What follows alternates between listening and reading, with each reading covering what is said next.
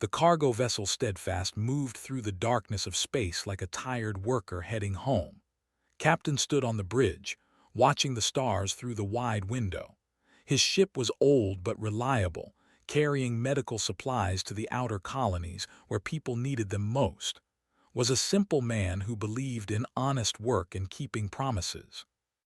"Captain, we're approaching 3, said his navigator, a young woman named Park.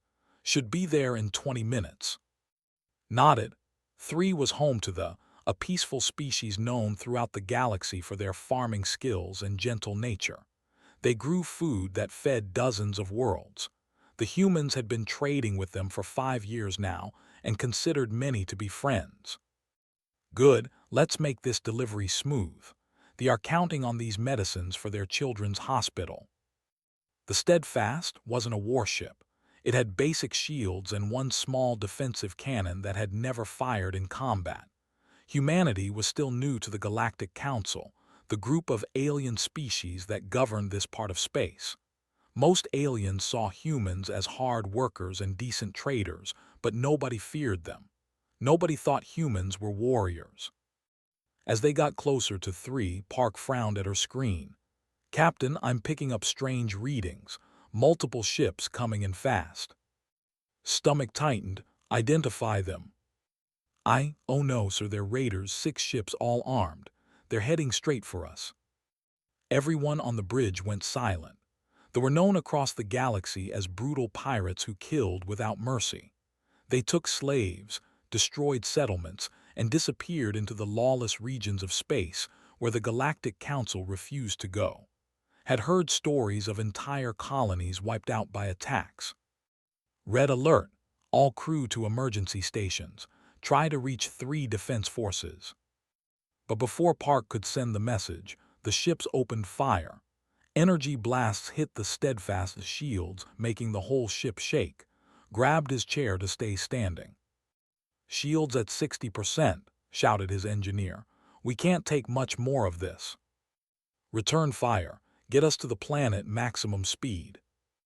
The Steadfast's small cannon fired back, but it was like throwing stones at a wolf. The ships were faster, stronger, and designed for killing. Another blast hit the ship and the lights flickered. Knew they were going to die. Then something impossible happened. A small ship appeared between the Steadfast and the raiders. It was a defense frigate called the Gentle Rain, barely bigger than its cargo vessel. The ship wasn't built for serious combat. It was meant to chase away small pirates and rescue lost travelers. "Captain, the ship is hailing us," Park said, her voice shaking. "Put them through." A face appeared on the screen. She had large, gentle eyes and smooth purple skin. "Human vessel Steadfast, this is Captain Vell of the Gentle Rain. Take your ship to the planet's surface immediately. We will hold them here." "Captain, you can't fight 6 ships alone. You'll be destroyed." Smiled sadly. "We know, but you carry medicine for our children. That is worth more than our lives. Go now while we buy you time. Tell our families we did our duty." Before could argue, the Gentle Rain charged directly at the raiders, firing everything it had. The ships, surprised by this suicidal attack, turned their weapons away from the Steadfast to deal with this crazy ship. "Captain, what do we do?" Park asked, tears in her eyes. His hands clenched into fists. Every part of him wanted to stay and fight beside but he knew the truth. If he stayed, both ships would die and the sacrifice would mean nothing. "Get us to the surface, now, and record everything. I want every second of this battle saved." The Steadfast turned and ran toward 3 while the Gentle Rain fought alone. Watched on his screens as the brave ship dodged and fired, taking hit after hit. They were toying with them now, enjoying the kill. It took 6 minutes for the Gentle Rain to die. Watched as the ships tore it apart with focused fire. The frigate broke into pieces, floating dead in space. Most of the crew died instantly. Only a few escape pods managed to launch before the end.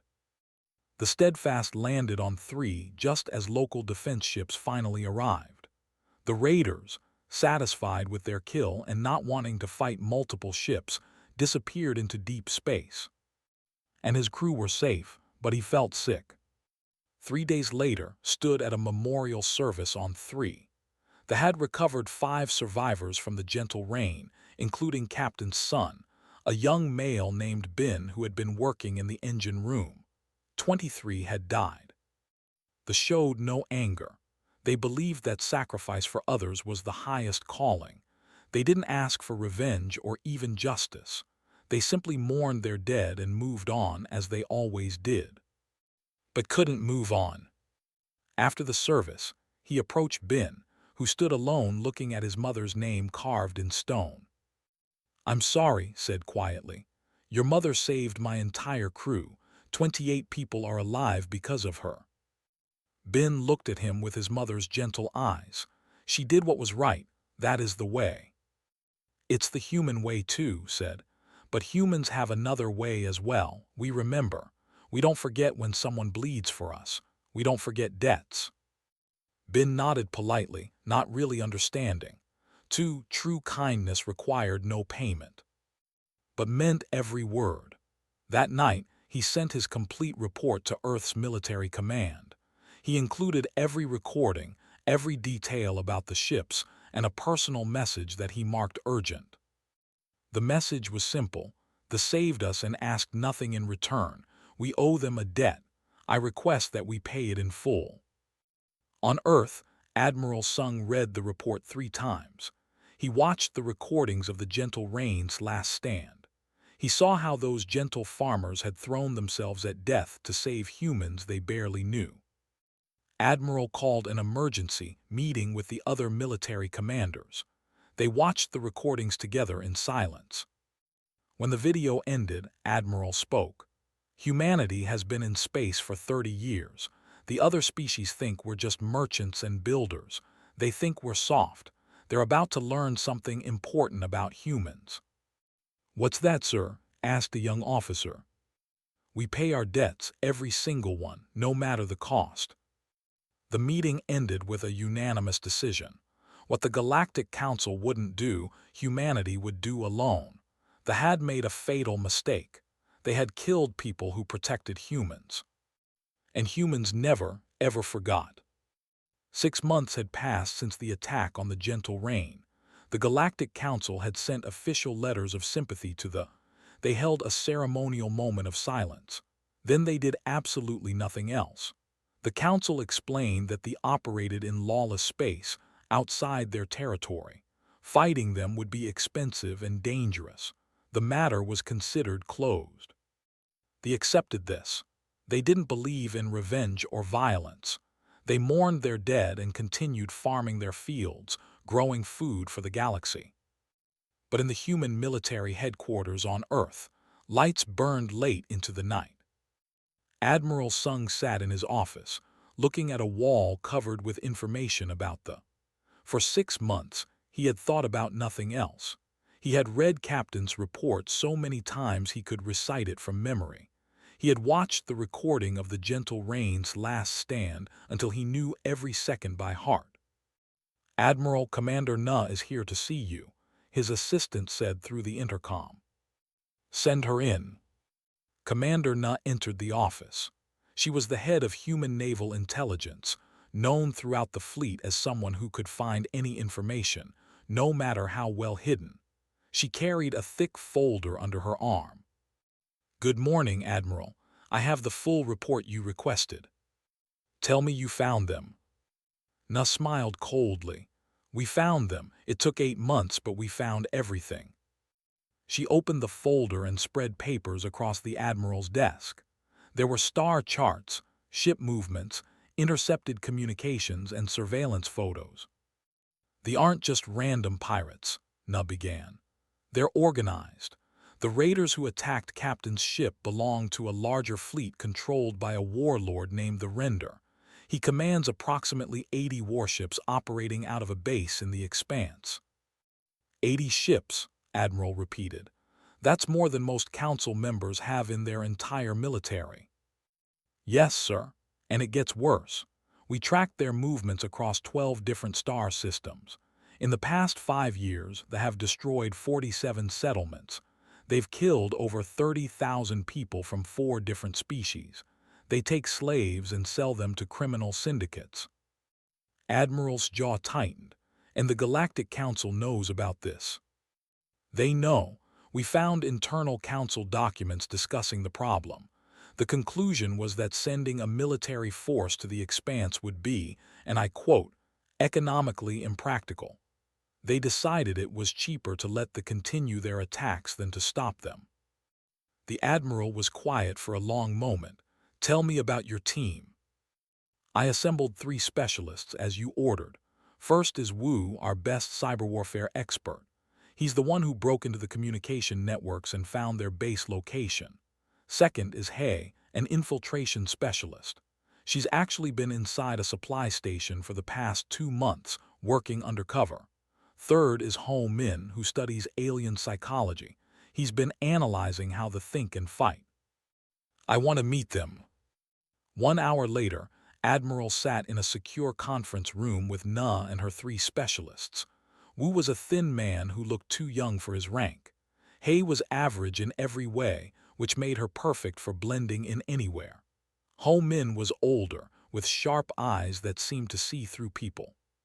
Show me what you found, Admiral said. Wu stood and activated a holographic display. A 3-dimensional map of the Expanse appeared, showing a dense region of nebula clouds and asteroids. The base is here, Wu said, pointing to a large asteroid deep in the nebula. They call it the Fang. The asteroid has been hollowed out and converted into a fortress. It can hold their entire fleet and has enough supplies to last years. The nebula interferes with most scanning systems, which is why nobody has found it before. How did you find it? Asked the Admiral. I tracked their supply ships. They need food, fuel, and weapons from the outside. I followed the trail backward until I found the source. Then I confirmed it using their own communications. They're not worried about being found, so they don't hide very well. He spoke next. I spent 2 months inside a supply station, pretending to be a trader from an independent colony. They are confident, almost arrogant. They believe nobody will challenge them because they're too strong and too far away. They think the council species are cowards. Are they wrong? Admiral asked.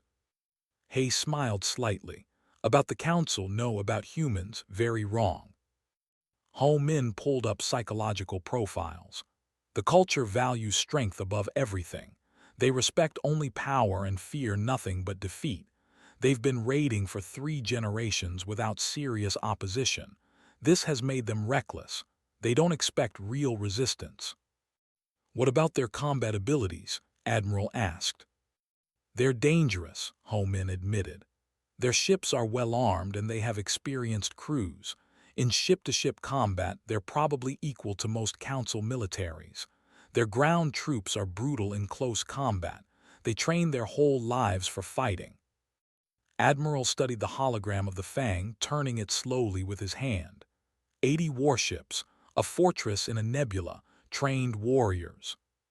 Sir, I must be honest, Na said carefully. If we attack them with anything less than overwhelming force, we'll lose. They have killed thousands. They're not going to surrender. I'm not asking them to surrender, Admiral said quietly. Commander Na, I want you to compile everything your team found into a presentation. I'm calling an emergency meeting of the Joint Military Command. 3 days later, every senior military officer in humanity's space fleet gathered in a secure room in Geneva. Admiral stood before them and showed them everything. The recordings of the Gentle Rain's sacrifice, the evidence of raids, the location of the Fang, the estimated enemy strength. When he finished, the room was silent. The Galactic Council has chosen to do nothing, Admiral said. They've decided that justice is too expensive, that defending innocent people isn't worth the cost, that the lives of the crew who died protecting our people don't matter. He looked around the room at the faces of Earth's military leaders. I'm asking this council to make a different choice. The saved captain and his crew. 28 humans are alive because 23 chose to die. That is a debt. and I believe humanity should pay its debts. General Menu, the head of the Marine Corps, spoke first. Admiral, you're talking about attacking a fortress with 80 warships defending it. We've never fought a battle that large. Our fleet has never been tested in real combat. You're right, Admiral agreed. But our fleet has been training for 30 years. We've built ships and weapons that no other species knows about. We've prepared for war even though everyone thinks we're peaceful traders. Now I'm asking, were we preparing for nothing? Or were we preparing for a moment exactly like this? The room remained quiet. Then Fleet Admiral Song stood up. She was the highest-ranking officer in humanity's space forces. The Admiral is correct, she said firmly. We have been preparing, we've built our fleets in secret. We've developed weapons the Council doesn't know about. We've trained our people. The question isn't whether we can do this. The question is whether we should. She looked at everyone in the room. They didn't have to protect that cargo ship. They could have let it die. But they chose to sacrifice themselves to save humans they barely knew. They asked for nothing. They expected nothing. But if we do nothing, what does that say about us? One by one, the officers began to nod. The saved our people, Song continued. The murdered theirs, and the Galactic Council thinks this doesn't matter. I say we show the galaxy what it means when someone protects humanity. I say we show them that humans remember, that humans pay their debts, that humans don't abandon their friends. Admiral called for a vote.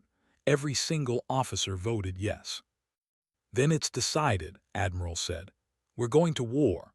Commander Na, I want your intelligence team working full-time. General, start planning the ground assault. Fleet Admiral Song, prepare the first expeditionary fleet. We move in 3 months. As everyone filed out to begin their work, Na stayed behind. Admiral, there's something you should know. The ambassador found out about our fleet movements. She wants to speak with you. She knows what we're planning. She suspects, and sir, she wants us to stop. They don't want revenge. They're worried we'll get our people killed for their sake. Admiral nodded slowly. Then I'll speak with her, but my answer won't change. They can forgive that's their right. But humans aren't forgiving them. We're going to teach the galaxy a lesson about the price of killing our friends. In the outer reaches of the Sol system, far beyond where most people traveled, something massive was being built. Hidden among the icy rocks of the cloud, humanity's secret shipyards worked day and night. Ships were being assembled, weapons were being tested, and thousands of soldiers were training for a battle that the rest of the galaxy knew nothing about. Fleet Admiral Song stood in the command center, watching holographic displays that showed the progress of Operation Payback. That's what they called it privately. Not revenge, not justice, simply paying back what was owed. How many ships do we have ready? She asked her assistant. 240 warships, Admiral. 40 cruisers, 80 destroyers, 120 frigates, all equipped with the new shield systems and weapons. Song nodded. Most species in the Galactic Council thought humans only had about 50 military ships for system defense. They would be surprised to learn the truth. Humanity had been building in secret for decades, preparing for threats that might never come. Now those preparations would finally be used. And the platforms? Installed on 12 cruisers, as ordered. The kinetic bombardment system is ready for deployment. The system was humanity's secret weapon. It fired solid tungsten rods at incredible speeds. No shields, no explosions, just pure kinetic energy. When a rod traveling at a large fraction of light speed hit something, it hit with the force of a nuclear weapon. And humanity had thousands of these rods ready to fire. Across the base, General Menu was training the ground assault forces. 50,000 Marines were learning how to fight in zero gravity, how to breach a fortress, how to fight an enemy that had no mercy. They were known as brutal close combat fighters, so the humans trained to be more brutal. Again, General shouted as Marines practiced clearing a mock corridor. They won't give you time to think. You see them, you shoot them. Hesitate and you die. Move. The Marines moved through the training course, their movements becoming faster, smoother, more deadly with each repetition. They had 3 months to become perfect.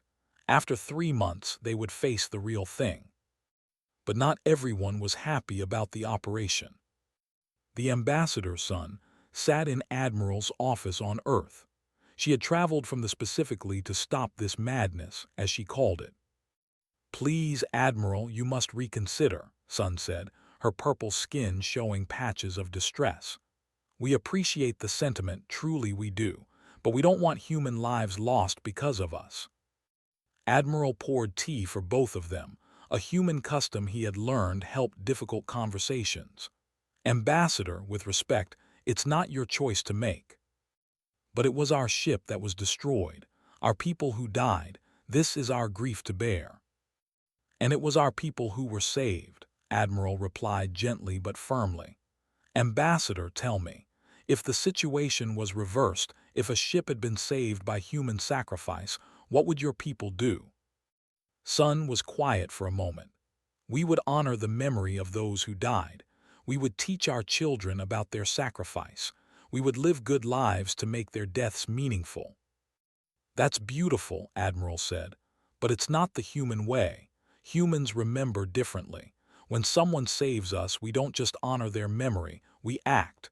We make sure their sacrifice means something real. We make sure it never happens again. By killing. By ensuring justice. They have killed 30,000 innocent people.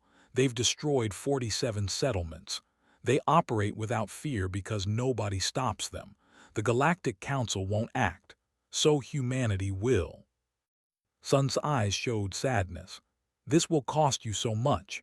Ships, lives, resources. Is revenge worth that price?" "It's not revenge," Admiral said. "It's payment of a debt. Your captain and her crew bought the lives of 28 humans with their own lives. In human understanding, that creates a debt that must be paid. Not paying it would dishonor their sacrifice." "I don't understand humans," Sun said softly. "I know, but you will."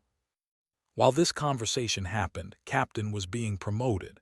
He was now Commodore, given command of a battle group within the 1st Expeditionary Fleet. He stood in his new uniform, looking at himself in a mirror, thinking about how strange life was. 6 months ago, he was a simple cargo captain. Now he would lead warships into battle. His second-in-command, Park, entered his office. "Commodore, the ships are ready.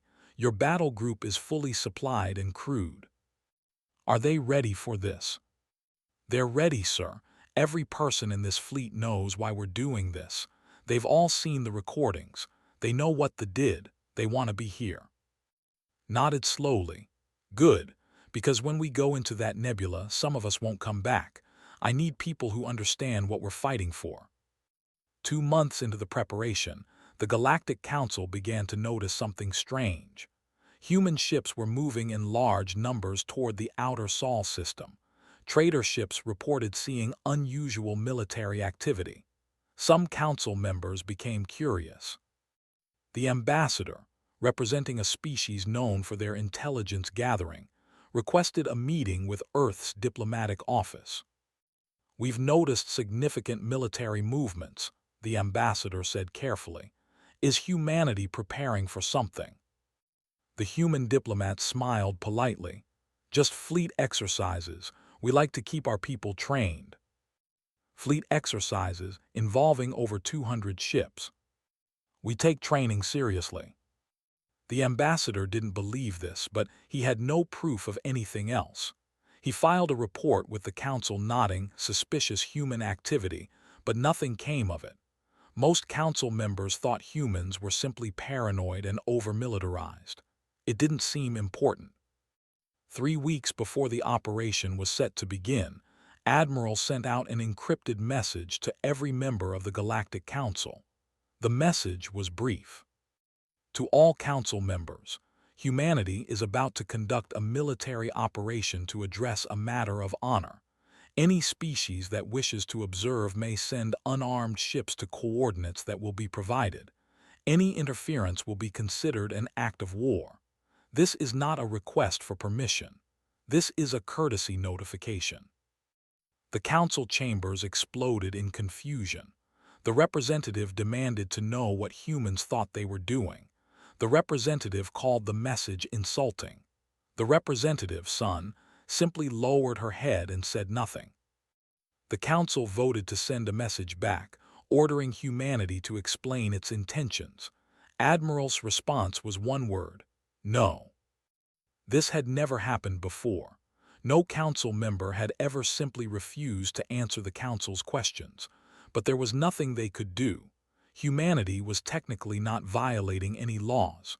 They were operating in lawless space, just like the council always said. 5 days before departure, Colonel Lee addressed his 50,000 Marines. They stood in formation in a massive hangar, their armor polished, their weapons ready. "In 5 days we're going to hit the Fang," Colonel Lee said, his voice echoing through the hangar. "They think they're safe. They think nobody will touch them. They're wrong. We're going to teach them what happens when you kill people who protect humans." The Marines stood silent and still. They are peaceful farmers. They didn't have to fight. They could have run. But they chose to die so that our people could live. That kind of sacrifice demands a response, and we're going to give it. He paused, looking across the sea of faces. "Some of you will die in this operation. That's the truth. They are experienced fighters and they'll defend their fortress hard. But every one of you volunteered for this. Every one of you knows why we're here. So I'm asking you now, are you ready?" 50,000 voices answered as one. "Yes, SIR." On the eve of departure, Fleet Admiral Song walked through the flagship, a massive cruiser named Retribution. She stopped to talk with crew members, checking on their readiness, their morale, their understanding of what was about to happen. In the engineering section, a young technician asked her, "Admiral, why are we really doing this? Is it just because of one ship?" Song considered the question carefully. The Galactic Council makes decisions based on economics and politics. They ask what's the benefit and what's the cost. But humans make decisions based on something else too. We ask what's right. The did right by us. The did wrong. The Council chose to ignore that. We're choosing to correct it. Even though it's expensive, even though people will die. Yes, because if we don't, then we're saying that protecting humans doesn't matter. We're saying that sacrifice means nothing. We're saying that evil can act without consequences as long as it's far enough away. I won't accept that. Humanity won't accept that. The technician nodded, understanding. On the morning of departure, 240 warships formed up at the edge of the Sol system. The first human expeditionary fleet was ready. Crews were at their stations. Weapons were charged. Marines were loaded into assault ships. Admiral stood on the bridge of the Retribution, looking at the fleet displayed on his screens. It was the largest military force humanity had ever assembled, and they were about to use it to avenge 23 that most humans had never met. "All ships report ready, Admiral," his communications officer said. Admiral took a deep breath. In a few hours they would drop out of faster-than-light travel at the Expanse. They would face 80 warships. People would die, but the debt would be paid. "Send to all ships, this is Admiral. Today we honor the who died protecting our people. Today we show the galaxy what humanity stands for. Today we pay our debts in full. All ships engage faster-than-light drives. Destination, the Fang." The fleet jumped, and space bent around them as they disappeared toward the Expanse. The Expanse was beautiful in a deadly way. Purple and blue nebula clouds stretched across space like paint spilled on a canvas. Asteroids drifted slowly through the cosmic fog. It was the perfect hiding place for pirates and murderers. The first human expeditionary fleet appeared at the edge of the Expanse in a flash of light. 240 warships materialized from faster-than-light travel and immediately went to battle stations. Admiral stood on the bridge of the Retribution, his hands clasped behind his back, his face calm. "Sensors report," he commanded. "Sir, we're reading multiple ships inside the nebula. Counting. 78 warships around the asteroid fortress. They're going to full alert. They've detected us." "Good. Communications, open a channel on all frequencies. I want everyone to hear this." "Channel open, sir." Admiral's voice was broadcast across every radio frequency in the region. Any ship within 100 light-years could hear him. He wanted them to hear. "Of the Fang. This is Admiral of the Human Expeditionary Fleet. 9 months ago, your raiders attacked a human cargo vessel near 3. The defense ship Gentle Rain intervened and was destroyed. 23 died protecting humans. You thought this action had no consequences. You were wrong." Inside the Fang, the warlord the Render listened to the message with amusement. He was a massive creature, covered in scars from 100 battles. He had ruled for 20 years and had never lost a fight.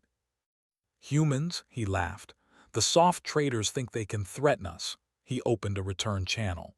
"Little human, you should go home. We have 80 warships. You will die here." Admiral's response was cold and final. "You killed people who protected us. That debt must be paid.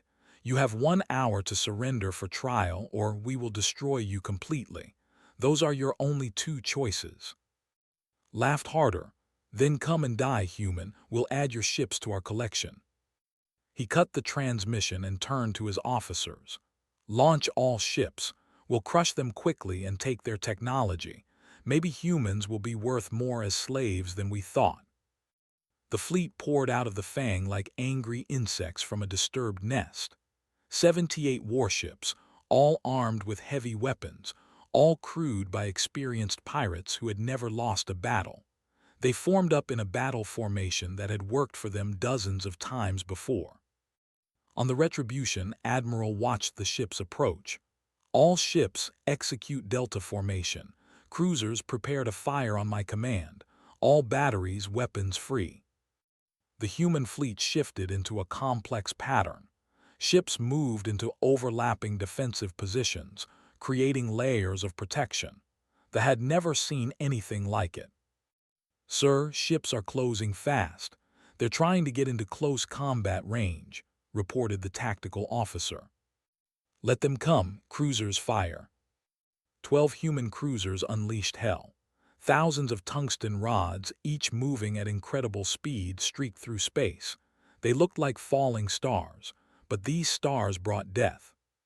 The rods hit the formation like the fist of an angry god. Shields meant nothing against pure kinetic energy moving that fast. Ships were torn apart. Hulls ruptured. Crews died instantly.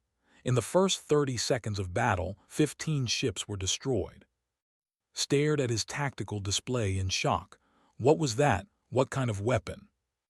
"Unknown, Commander. Our shields can't stop them." "Then close the distance. We'll board them." The surviving ships accelerated, trying to get close enough to use their own weapons. But the human fleet was ready. Every ship moved in perfect coordination, firing in patterns that created kill zones they couldn't avoid. "They're working together," a captain reported in panic. "Every human ship knows where the others are firing. They're not fighting as individuals. They're fighting as one unit." This was something they had never faced before. They were used to enemies who fought ship against ship, captain against captain. But the humans fought differently. Every ship was part of a larger machine, every captain following a coordinated plan. It was like fighting a single creature with 200 arms. The battle became a massacre. Human destroyers fired precise shots that targeted engines and weapons. Human frigates flew in coordinated groups, their combined fire overwhelming individual ships. The cruisers continued launching their deadly rods, each shot destroying or crippling its target. His tactical officer was shouting numbers. 40 ships destroyed, 20 damaged, they're cutting through us. "All ships break formation, fight independently," ordered. But breaking formation only made things worse.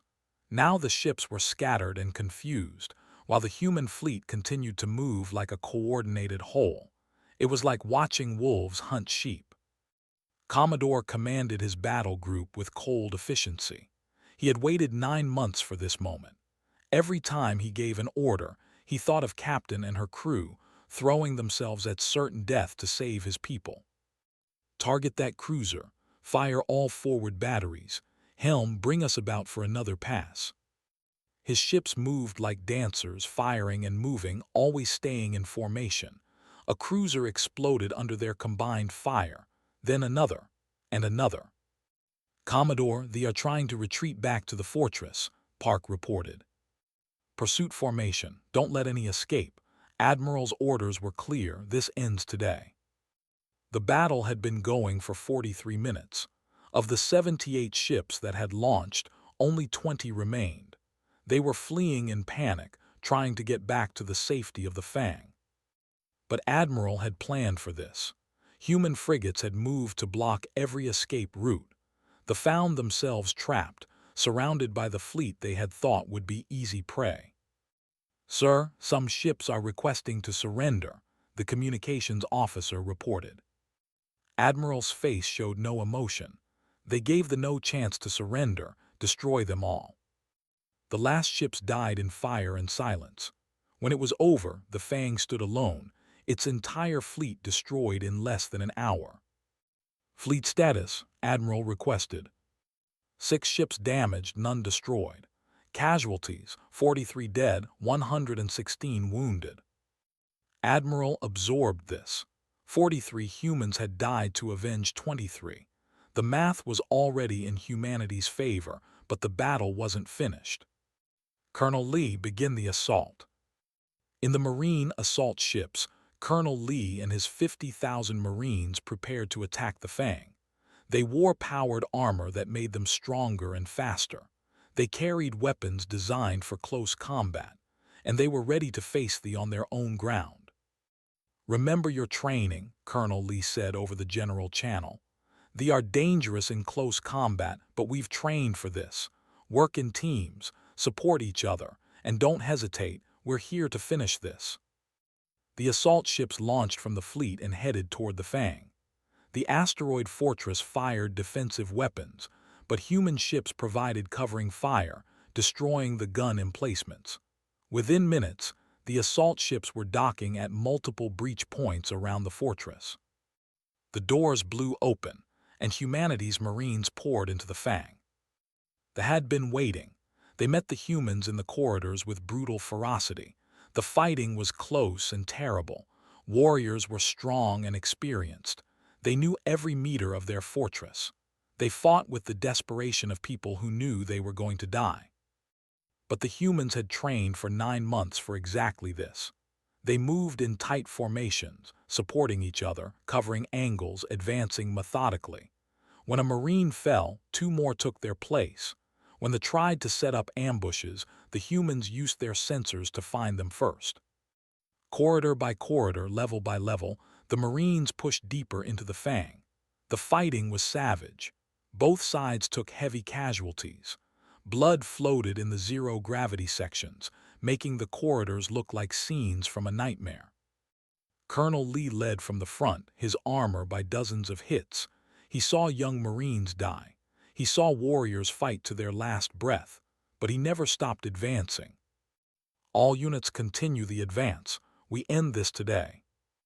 After 18 hours of continuous fighting, Colonel Lee's unit reached the central command chamber. The Render was there with his last bodyguards. The warlord was covered in wounds but still defiant. "Come then, human," snarled.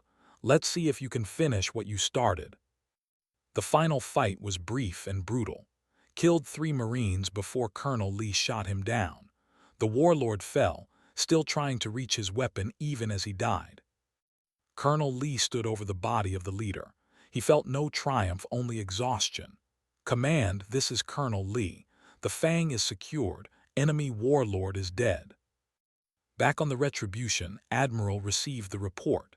He had been standing on the bridge for 19 hours, watching the battle unfold. Now it was over. "Total casualties?" he asked quietly. Fleet, 43 dead, 116 wounded. Marines, 804 dead, 2,273 wounded. Total casualties, complete. Approximately 12,000 killed, 3,000 captured. Admiral closed his eyes for a moment. 847 humans had died, but the debt was paid. The had been avenged, and the would never hurt anyone again. Communications, prepare a galaxy-wide broadcast. It's time everyone understood what happened here today. Admiral stood before the cameras in the command room of the Fang. Behind him, human Marines were securing the fortress and tending to the wounded.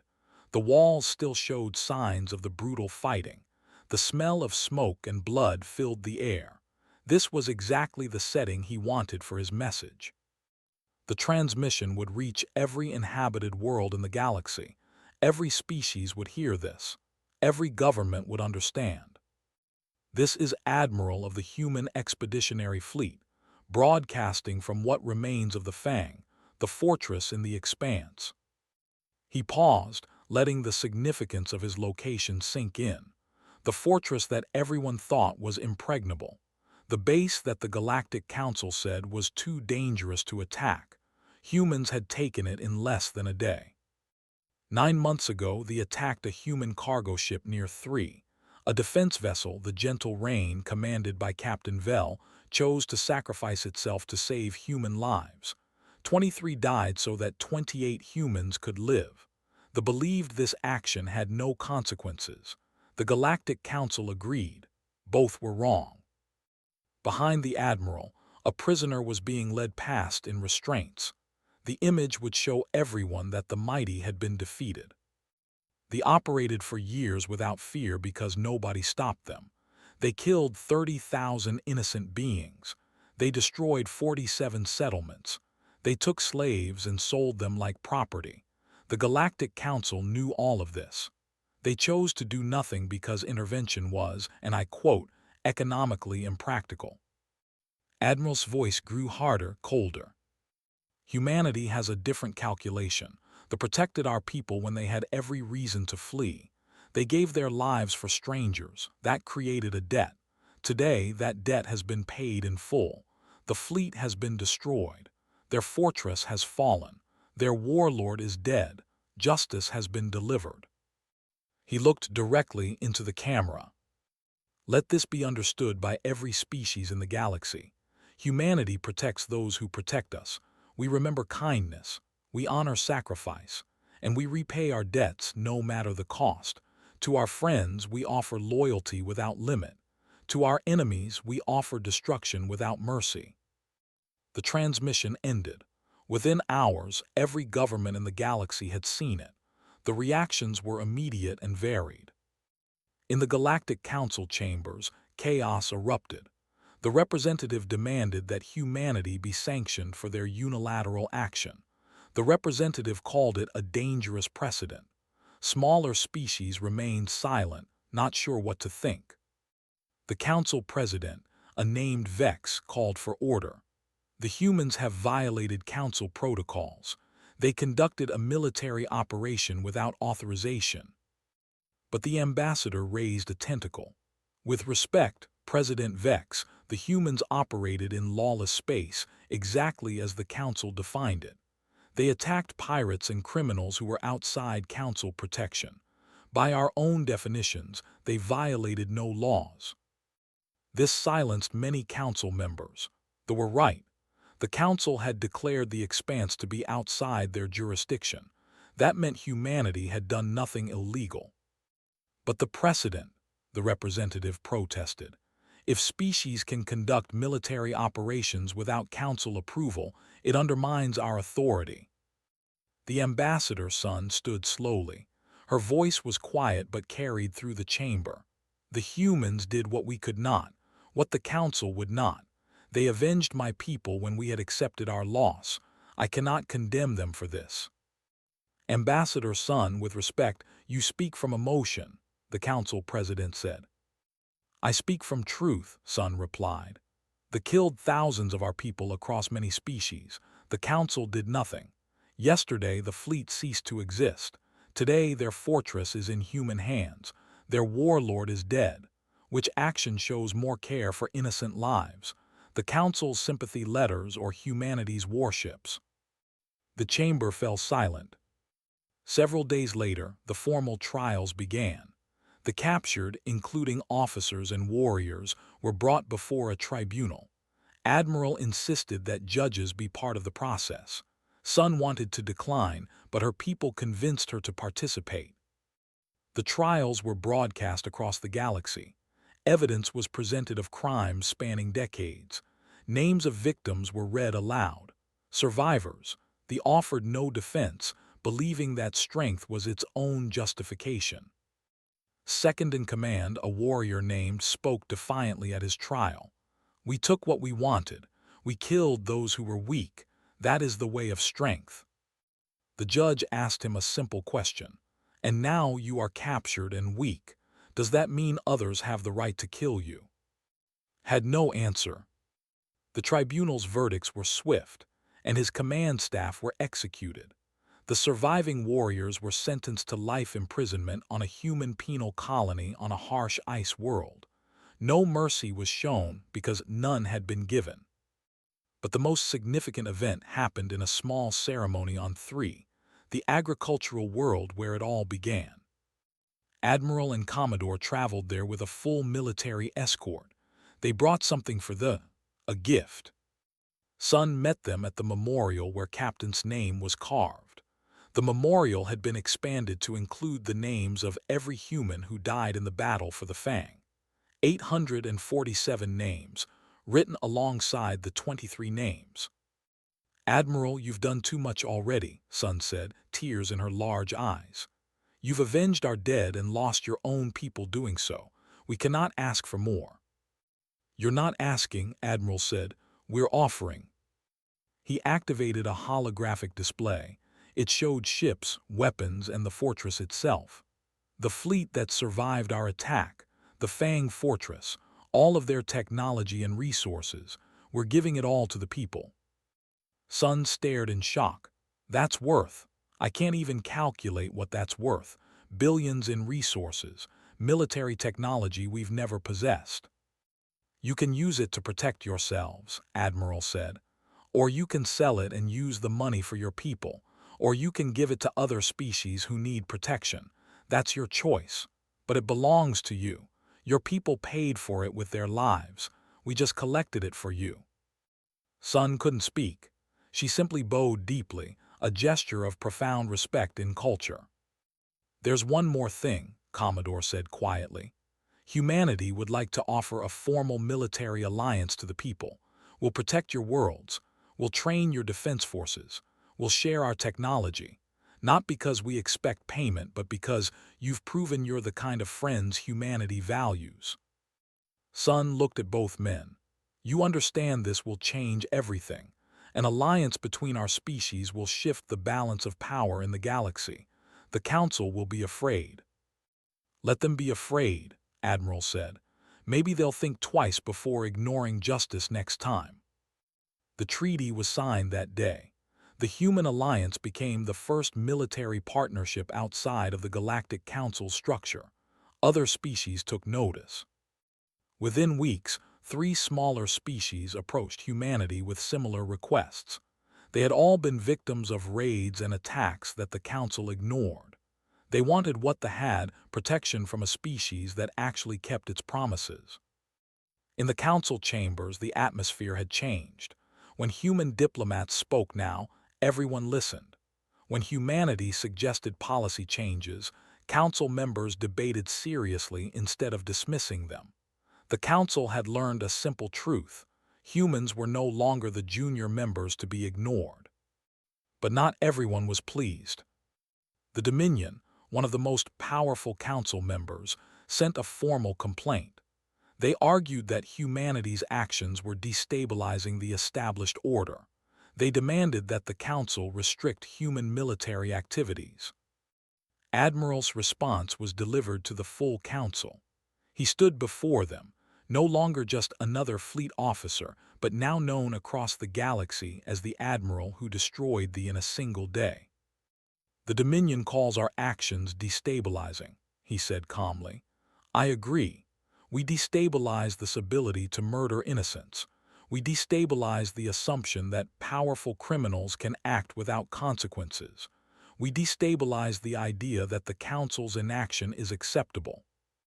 He looked around the chamber. If that disturbs the established order, then perhaps the established order deserves to be disturbed. Humanity will continue to protect its friends and punish its enemies.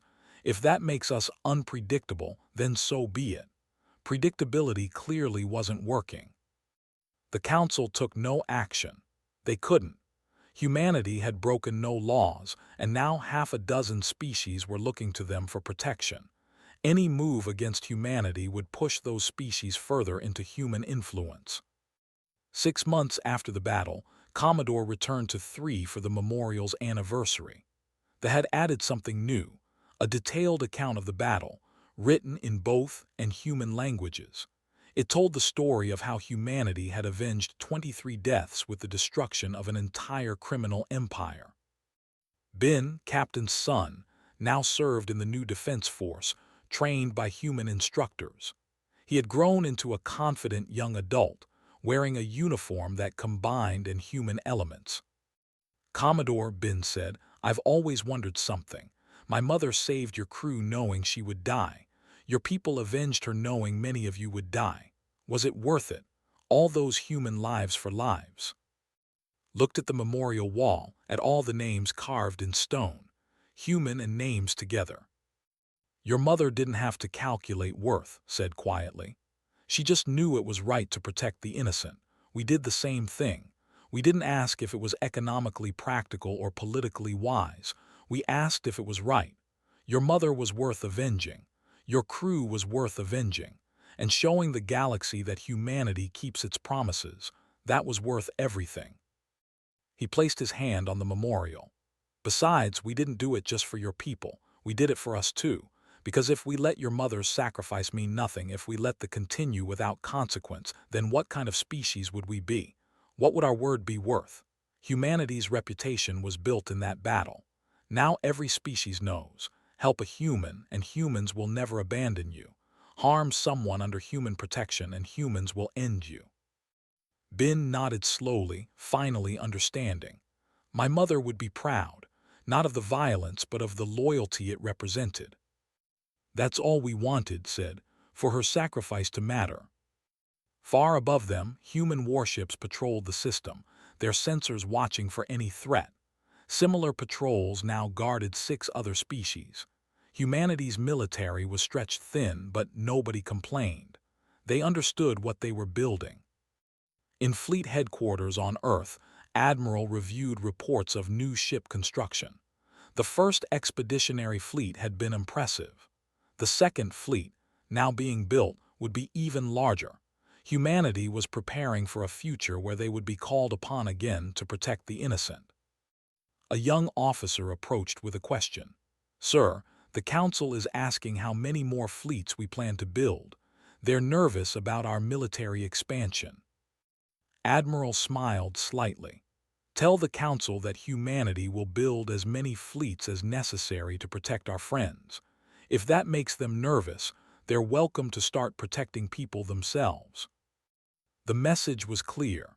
Humanity had changed the rules. They had shown that loyalty, honor, and the keeping of promises were worth more than economics or politics. They had proven that one species, acting alone, could bring justice where the Council would not. The galaxy would never see humans the same way again.